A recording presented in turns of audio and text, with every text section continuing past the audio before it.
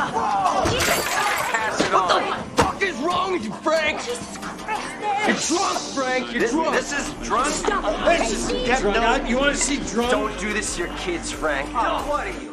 Frank was up to one of his crazy antics again. To keep the conflict from getting worse, I sent Steve outside first. But Frank just kept insulting and bad-mouthing him nonstop. What I didn't know was that Steve never actually left. He waited for Frank right at the door, then tailed him the entire time. The next day, I noticed Frank hadn't come back to collect his disability check like he always does. I searched the whole house, but there was no sign of him anywhere. A bad feeling washed over me. Frank was missing. Today was disability check day. No matter what happened, Frank would always show up on time for his money. I was sure something terrible had happened to him. We split up and searched the streets, checking every place Frank usually crashed. But there were no clues at all. Then Kev saw a news report about an unidentified body found under a bridge and rushed back to tell us Debbie was shaking all over in fear. We hurried to the crime scene in a panic. The body was wearing clothes that looked exactly like Frank's. When the cops went to flip the body over, we realized it wasn't him. We all breathed a huge sigh of relief. Meanwhile, Frank had woken up in a park in Canada only to get arrested by the police.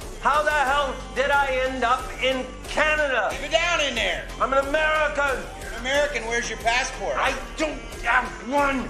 Tony came by with paperwork and told us Frank was being held in a Canadian police station. Since Frank didn't have a passport, he couldn't come back home for the time being. I looked at Steve and suddenly put everything together. I dug through the kitchen trash can, and sure enough, I found Canadian cigarettes that Steve had bought. I confronted him about dumping Frank in Canada, but he said Frank deserved every bit of it, claiming he'd gone easy on him by not abandoning him all the way in Newfoundland. Because he took a swing at you? No, because he's got a family that he doesn't give a shit about. Smashing Ian in the face?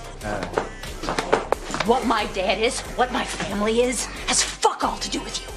You left him there, you get him back.